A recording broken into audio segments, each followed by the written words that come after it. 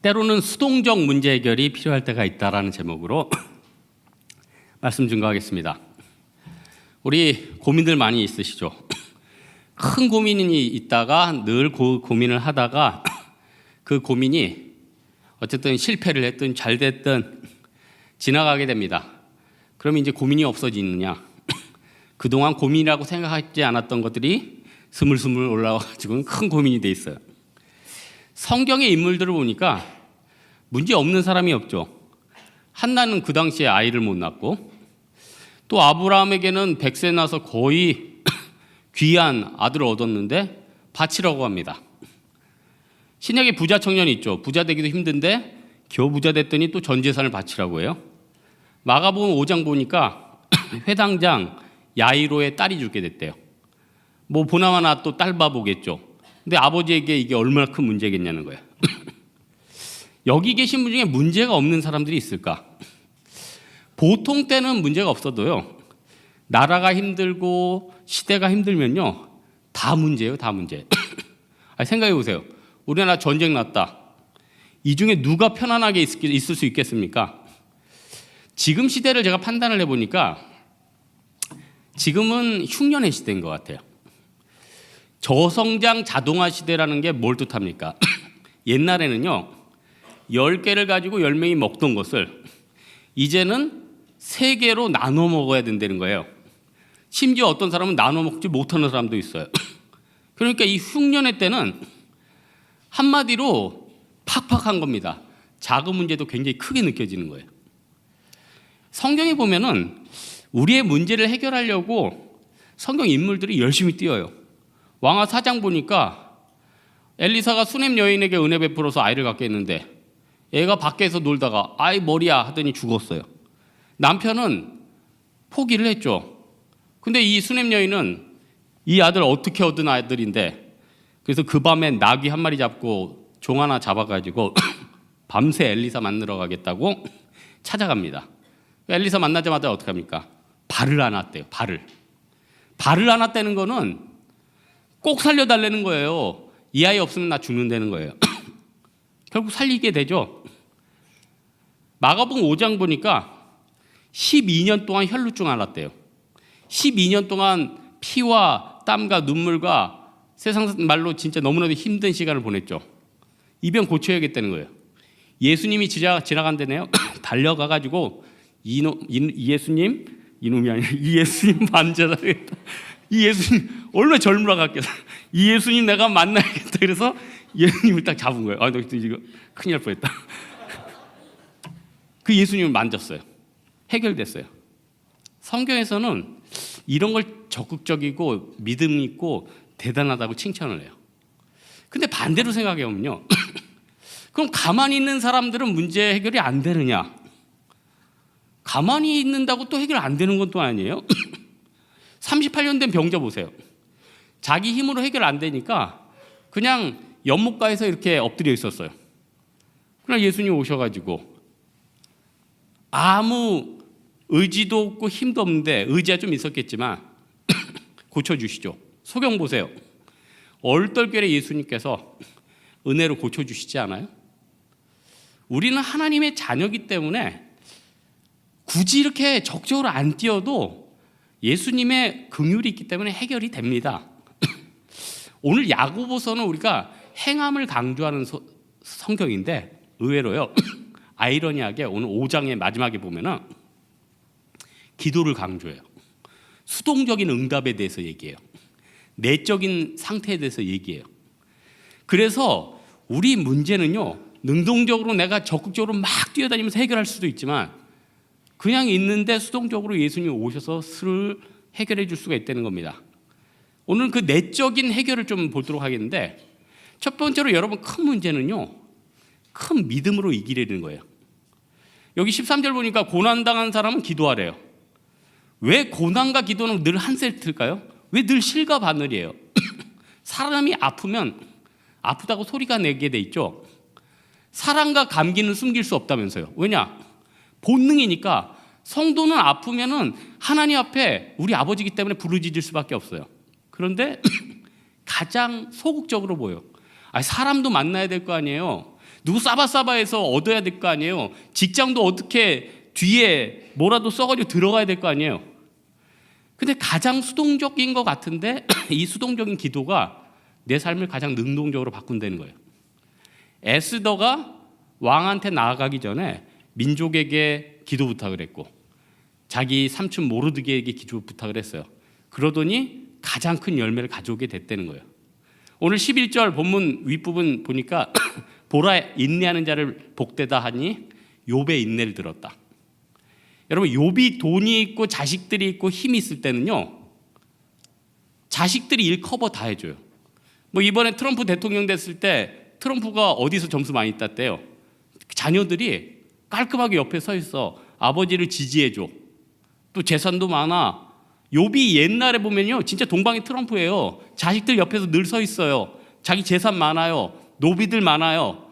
그러니까 웬만한 문제는 자식이 가서 해결을 하든 자기가 돈으로 해결을 하든 다 할 수 있었어요. 근데 마귀가 와서 그러죠. 내가 욥을 치겠습니다.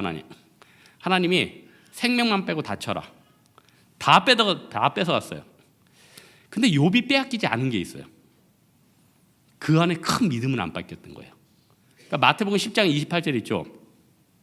몸은 죽여도 영혼은 능히 죽이지 못하는 자를 두려워하지 말라. 무슨 말입니까? 다른 모든 것을 빼앗겨도 믿음이 안 빼앗겨지면요 내가 어떤 바닥이든지 일어날 수 있다는 거예요. 여러분 큰 고난은 큰 믿음으로 해결할 수 있습니다. 여러분이 이 시대를 이겨나가기 위해서는 진짜 큰 믿음이 필요해요. 흉년의 때는 큰 믿음이 필요해요. 그리고 여러분이 진짜 큰 사람이 되려면요 진짜 가난한 사람 또 진짜 잘 나가는 사람 다 존중해주고 다 경험해야 돼요. 네팔같이 생필품이 부족해가지고 정말 배고픈 아이들 걔네들도 만나야 되고요. 재벌 3세도 만나야 돼요. 물론 안 만나줍니다. 근데 만나야 돼요. 왜냐? 다들 담고 있는 크기가 있어요. 환경이 있어요. 제가 네팔 가다가 비행기에서 경제 제안을 봤는데 그 경제 전문가가 글을 썼어요. 중국의 기업가들과 지금 한국 기업가들이 열심히 이 경제 전쟁을 하는데 좀 걱정되는 게 있대요. 중국은 자본주의로 넘어온 지 얼마 안 됐어요. 지금 대기업 회장들이 다 1세대인 거예요. 정주영, 이병철 이런 1세대인 거예요. 우리나라는 지금 2세대를 지나서 3세대들이 패턴을 받고 있어요. 2세대들만 해도 1세대들이 하는 아버지나 그런 것들을 눈으로 봤어요. 그러니까 도제식 교육을 받은 거죠. 근데 3세대들은 어렸을 때부터 도련님이에요. 공주님이에요.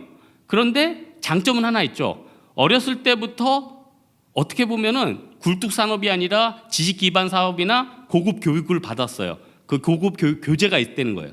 그래서 중국이나 이런 데들 이기려면 이 3세대들이 정말 잘해야 된다. 이런 취지예요. 중요한 건 뭐냐? 우리들도 마찬가지예요.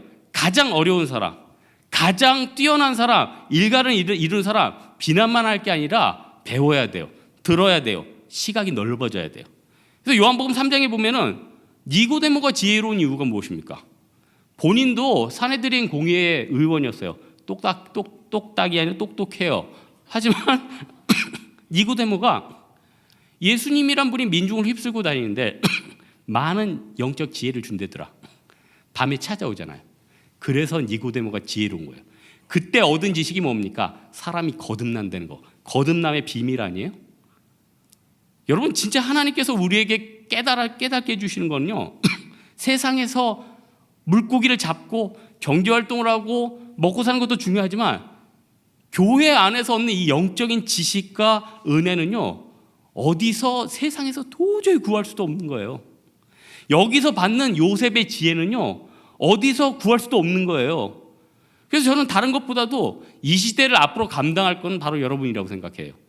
이 시대를 구할 거는요 앞으로 좋은 지도자들이에요. 근데 그 좋은 지도자들은 주님이 주신 성령의 능력으로만이 나올 수밖에 없다는 거예요.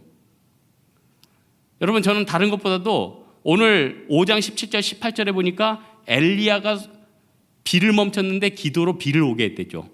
엘리야는요 자기가 850명을 물리친 직접적인 용사이기도 하지만 큰 믿음이 있었어요. 큰 기도가 있었어요. 그게 있었다는 거예요. 큰 문제는 큰 믿음으로 이겨낼 수 있다. 두 번째, 그러면은 또 하나, 내가 가만히 있는데 하나님 앞에 어떻게 해서 내 고난과 문제를 해결할 수 있는가? 믿음도요, 그 안에 믿음의 색깔이 있는데 어떤 사람은 굉장히 비관적인 색깔이 있어.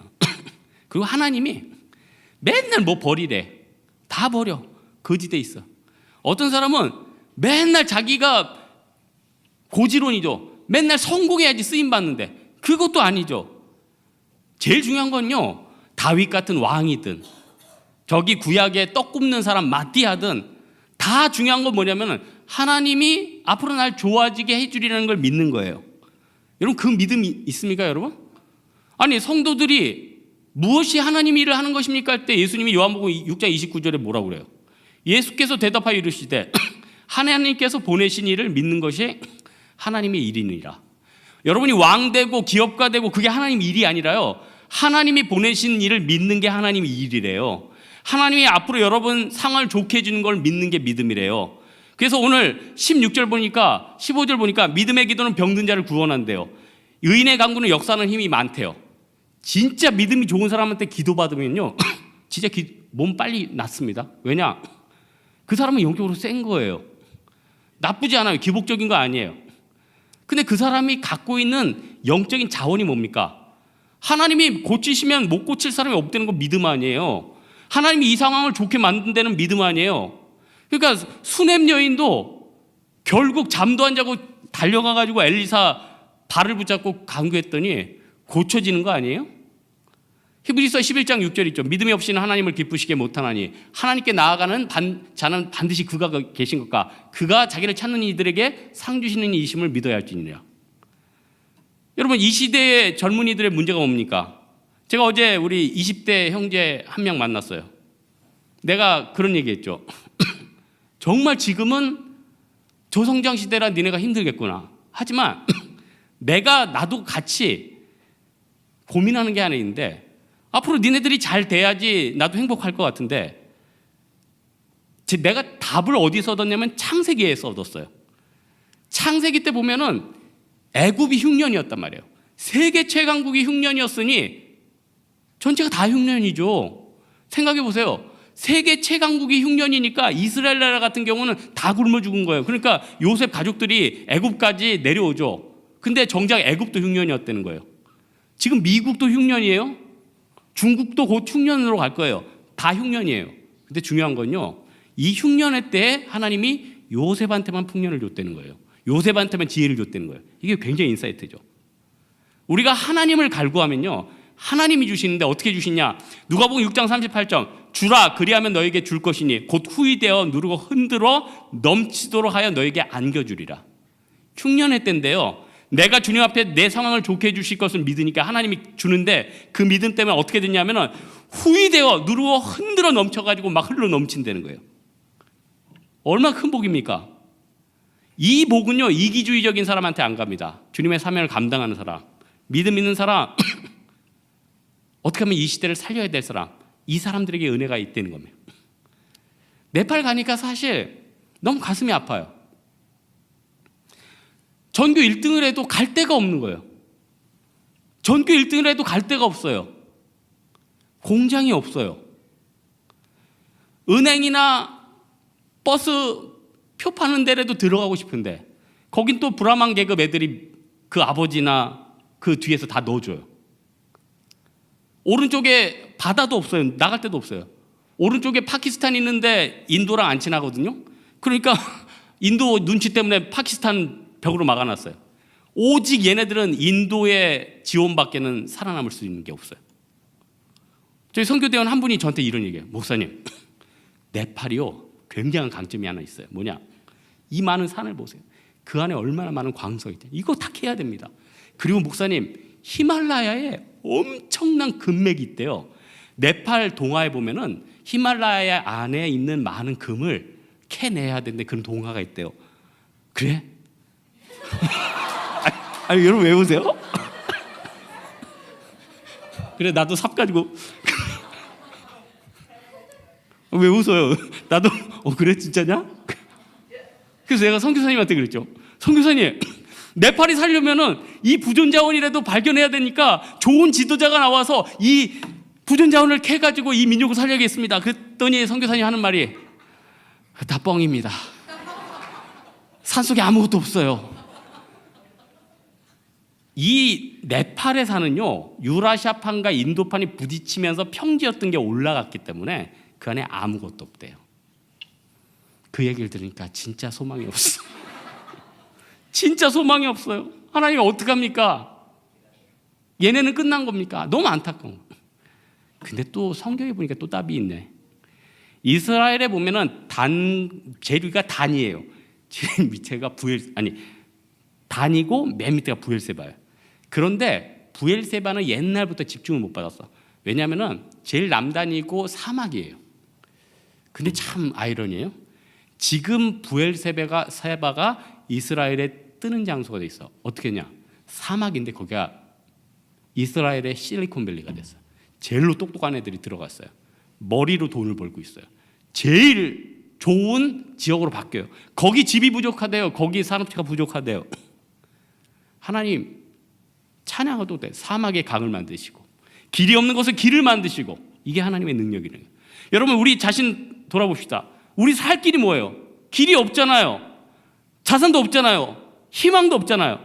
근데 뭐라고 합니까? 성경에는 희망을 가지래요. 출애굽 19장 5절에 보니까 세계가 다 내게 속했대요. 하나님이 너희가 내 말을 잘 듣고 내 언약을 지키면 너희는 모든 민족 중에 내 소유가 되겠대요. 우리가 하나님 앞에 소유만 되면요, 하나님이요 사막도 강으로 만들고 없던 길도 내고 우리 인생도 완전히 뒤집어 주신다는 겁니다. 그러니 우리가 가져야 될 게 뭡니까?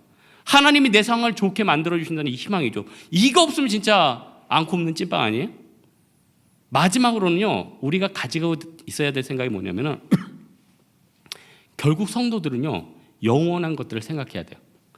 본문 13절에 보니까 고난을 당하는 자가 기도하라. 이건 이해가 가는데 즐거워하는 자가 찬송하래요. 왜 찬송하라 했을까? 무슨 말이냐? 인간은요, 잘나고 즐거워하면은 하나님을 안 찾아요. 여기서 하나님이 복 주면 여러분 지금 하루 종일 교회에서 예배드리고 청소하고 헌신할 가능성보다 멀리 가 있을 수 있어요. 제가 우리 팀원들, 잘 나간 팀원들 오늘도 문자 왔어요. 목사님, 여기 제주도예요. 지금 누구 놀려요? 그래, 나 지금 팀 모임하고 있다. 여기 월정리예요. 목사님, 이 해변 뷰.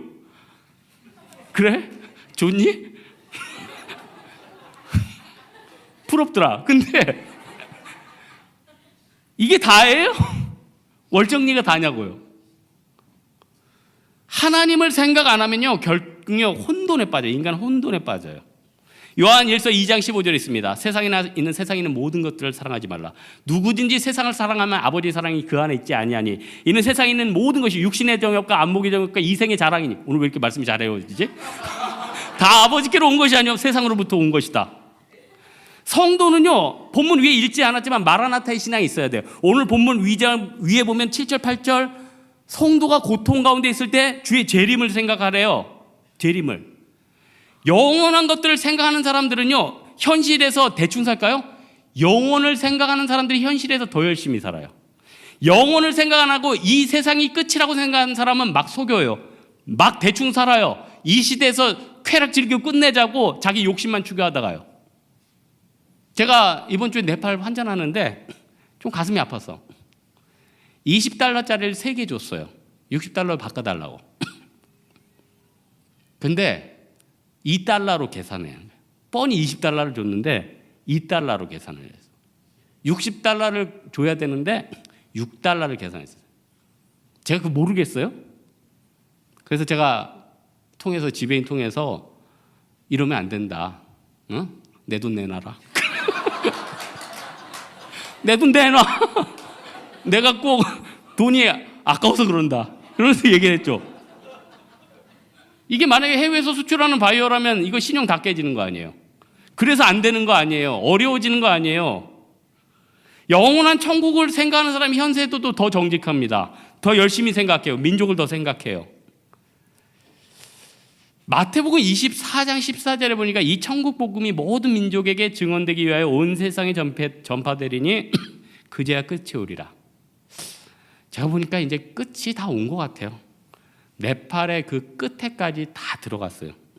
인도네시아 옛날에 그 수마트라 섬 진짜 오지거든요. 제가 구제하러 들어갔거든요. 다 전파됐어요. 인도 들어갔어요. 아프리카 다 들어갔어요. 온 세상의 복음이 전파되니 그제야 끝이 오리라. 다 들어왔습니다. 이때 뭐가 중요합니까?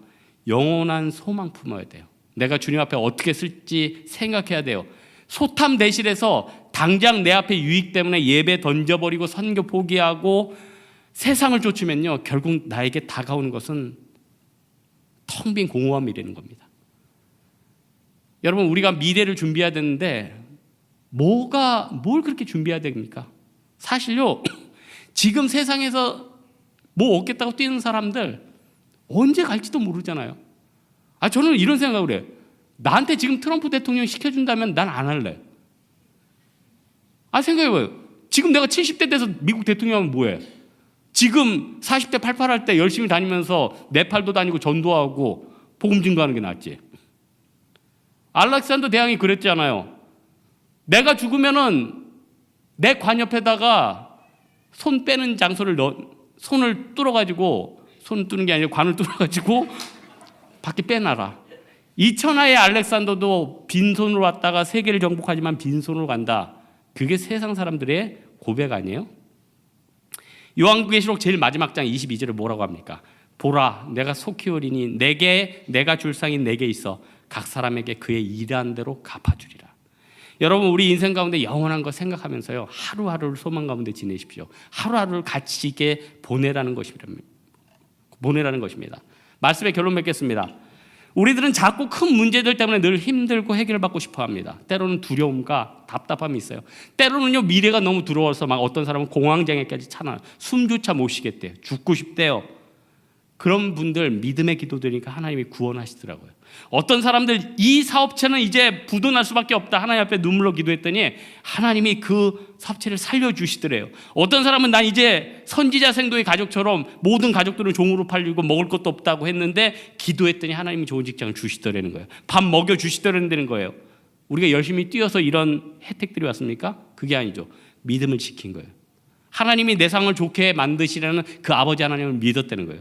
이 믿음 가지고 수동적일지라도 하나님의 은혜로 말미암아 우리 인생 해결될 줄 믿는 여러분 되기를 주님의 이름으로 축원합니다.